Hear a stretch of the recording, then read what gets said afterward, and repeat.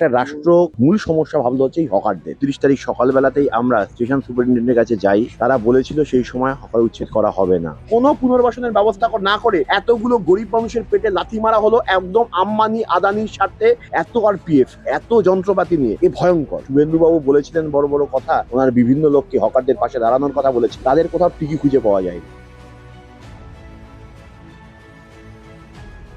শনিবার রাতে যখন দমদম স্টেশনের বুকে বুলডোজার চলে, আপনি তো ছিলেন, ঠিক কি ঘটেছিল, কখন এটা শুরু হলো, কি দেখলেন? ঠিক এই জায়গায় যেখানে আমরা দাঁড়িয়ে রয়েছি, তার আগে তো নোটিফিকেশন দিয়েছিল।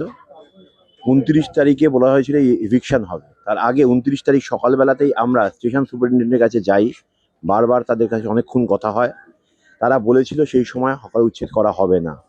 কিন্তু আমরা দেখলাম, আমরা জানতাম যখনই আজকে শনি এবং রোববার, যেখানে যাত্রী সাধারণ কম, ঠিক সেই দিনটাকেই ওরা টার্গেট করা হলো। রাতের অন্ধকারে এই একই জিনিস করেছে ওরা ওরা হাওড়া স্টেশন এবং শিয়ালদা স্টেশনে। ঠিক একইভাবে আমরা দেখলাম এই গোটা চত্বরটায় ঘিরে দেওয়া হলো। ঘিরে দিয়ে ঠিক ১১টা থেকে ঘিরে দিয়ে ১১:৩০ থেকে এই রাস্তাটায় এরা অপারেশন শুরু করলো তারা। এবং আমরা দেখলাম, এটাও আমরা দেখলাম যে একটা রাষ্ট্র কিরমভাবে মূল সমস্যা ভাবলো হচ্ছে এই হকারদের। এবং যেখানে দাঁড়িয়ে হকারদের যেরকমভাবে আক্রমণ করলো, যেভাবে আমরা দেখেছি এই 11:30টার সময় এখানে প্রথমে শুরু হলো। এবং তার আগের ঘটনা আমরা বলছি, সেই সময় দাঁড়িয়ে বারবার অনুরোধ বলা হয়েছে। ৬বারের সাংসদ, রেলওয়ে স্ট্যান্ডিং কমিটির বোর্ডের মেম্বার ছিলেন তড়িৎ তোপদার। এই বৃদ্ধ বয়সে উনি এখানে উপস্থিত হয়েছিলেন এবং কথাবার্তা বলেছিলেন। বলার পর বারবার উনি বলেছিলেন যে এখানে দাঁড়িয়ে যে রেল মিনিস্ট্রির সাথে আপনি কথা বলবেন, অশ্বিনী কুমারের সঙ্গে কথা বলবেন, সেখানে কারো কথায় কর্ণপাত করেনি এখানকার সুপারিনটেন্ডেন্ট। এত উদ্ধত্ত এই গোটা রেল প্রশাসনের। এবং আমরা এটাও দেখেছিলাম যে যেখানে শুভেন্দুবাবু বলেছিলেন বড় বড় কথা, যেখানে দাঁড়িয়ে উনি বলেছিলেন যে ওনার সমর্থকদের, ওনার বিভিন্ন লোককে হকারদের পাশে দাঁড়ানোর কথা বলেছিলেন, তাদের কোথাও টিকি খুঁজে পাওয়া যায়নি। কিন্তু আমরা দেখলাম এই গোটা প্রসিডিওরটায় এখানে গোটা অঞ্চলটা ঘিরে দেওয়া হলো। তারপর এখানে প্রথমে ভাঙচুর করা হলো। এরপর আস্তে আস্তে এই ১ নম্বর প্ল্যাটফর্ম, ২, ৩ এবং পরবর্তীকাল ৪ ওরা আক্রমণ করলো। এবং এটা যখন শুরু হলো, ওপরে যখন প্ল্যাটফর্মে যেতে শুরু হলো, অসংখ্য হকার ভাই এখানে যেমন ছিলেন, এবং এখানে বিবেকানন্দ স্ট্যাচুর ওখানে অনেকে আক্রান্ত হয়েছে, লাঠিচার্জ করেছেন আরপিএফ। এরপর ওপরে লাঠিচার্জ এবং বিশাল আরপিএফ এর বাহিনী ছিল। এবং আমরা দেখলাম এরকম এমন যন্ত্র আনা হলো ওপরে।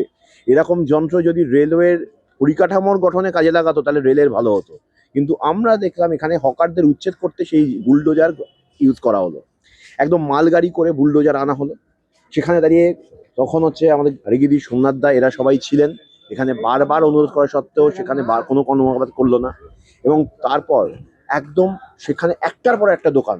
কত দোকান ভাঙা হয়েছে তাও? দেখুন, ওপরে প্রায় ১৮০ আর নিচে প্রায় ১৫০-র ওপর দোকান ভাঙা হয়েছে। এমনকি প্রায় দোকান ভাঙা হয়েছে। এবং আপনি যদি সোজা চলে যান, যাদের নোটিফিকেশন ছিল না তাদেরও দোকান ভাঙা হয়েছে। শুধু তাই নয়, এরপর রাস্তার উল্টো দিকে আজকে দমদম নিউ মার্কেটেও, সেখানেও যে নোটিফিকেশন দেওয়া হয়েছে আজকে উচ্ছেদের। এবং আমরা যেটা দেখলাম, উপরে যেরমভাবে ভাঙচুর করা হলো নির্মমভাবে, এবং যেখানে দাঁড়িয়ে নিরস্ত্র মানুষকে যেভাবে আক্রমণ নামিয়ে আনলো, এত আরপিএফ, এত যন্ত্রপাতি নিয়ে, এ এ ভয়ঙ্কর। এবং বুলডোজাররা যে কি পরিণতি সেটা দেখা গেল। এবং আমরা বারবার বলছি, যেখানে দাঁড়িয়ে একটা সময় এখানে পূর্ণ তোলাবাজির শিকার হয়েছেন যারা, আজকে তারা বাঁচার জন্য, পিট্রানের জন্য যারা যখন একদিকে গেল, কিন্তু আমরা দেখলাম সেখানে গিয়ে কিরকম ভাবে তারা বঞ্চিত হলো। এবং শুধু তাই নয়, এরকম নির্মমভাবে নির্যাতনের শিকার হলো। এই নির্যাতনের শিকারে আমরা বারবার বলছি, কেন এটা ট্রাই নিচ্ছে এই যে বিজেপি সরকার করছে। কারণ এরা এই অমৃত ভারত রেল প্রকল্পের নামে এই অমৃত স্টেশন করবে, মডেল স্টেশন করবে, স্মার্ট স্টেশন করবে।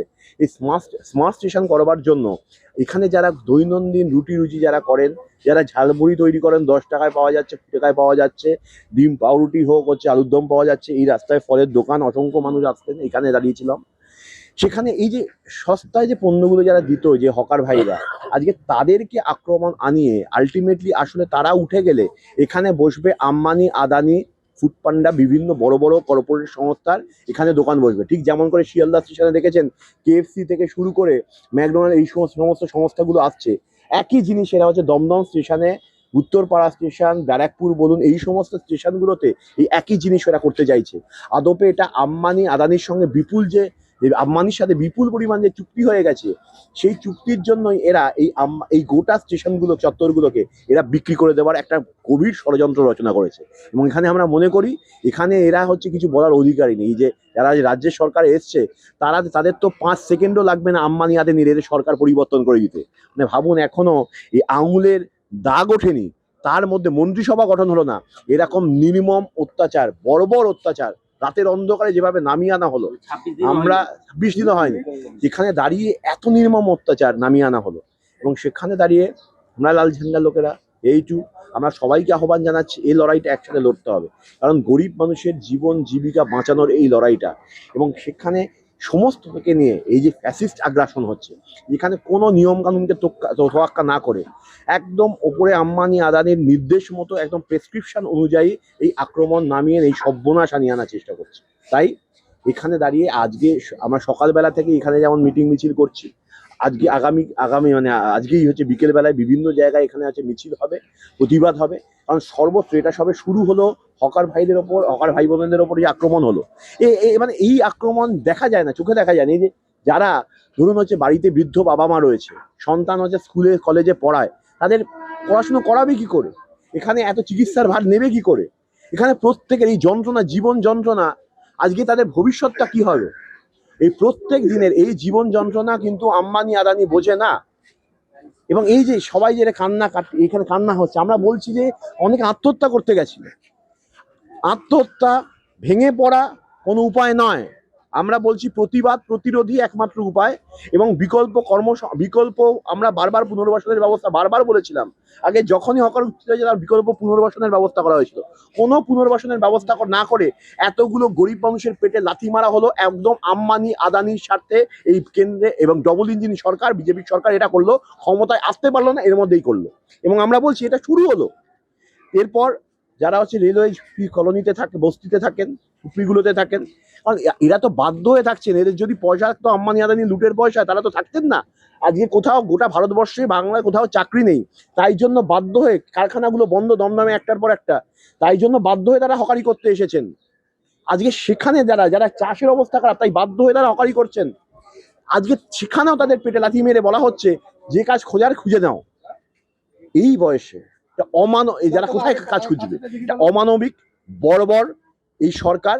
এর বিরুদ্ধে প্রতিরোধ চলবে এবং বিকল্পের লড়াইও আমরা করব, এবং তার সঙ্গে সঙ্গে রাস্তার লড়াইয়ের সঙ্গে আইনি লড়াইও আমরা করব। 5-এ পা দিল ইনস্ক্রিপ্ট। এই 5 বছরে আমরা আমাদের সাধ্যমতো শ্রম, নিষ্ঠা এবং সাহসে ভর করে চালিয়ে গেছি আমাদের সাংবাদিকতা। এক্সিট পোলের মিথ্যাচার ফাঁস করেছি আমরা। গিগ শ্রমিক, পরিযায়ী শ্রমিকদের কথা বারবার তুলে ধরেছি আমরা। প্যালেস্টাইন, বাংলাদেশ নিয়ে কথা বলেছি আমরা। বাংলাদেশের শাটডাউনের দিনগুলিতে প্রবাসী বাঙালিদের তাদের পরিবার পরিজনের খবর দিয়েছি আমরা। নাগরিক সাংবাদিকতা চালিয়ে যেতে গেলে চাই নাগরিকদের প্রত্যক্ষ অংশগ্রহণ। তাই আমরা ডোনেশন ব্যবস্থা চালু করেছি। স্ক্রিনে দেওয়া এই কিউআর কোডে আপনারা আমাদের যে কোনো অঙ্কের মূল্য পাঠাতে পারেন। আপনাদের অনুদান আমাদের নিজেদের কাজ এগিয়ে নিয়ে যেতে সাহায্য করবে।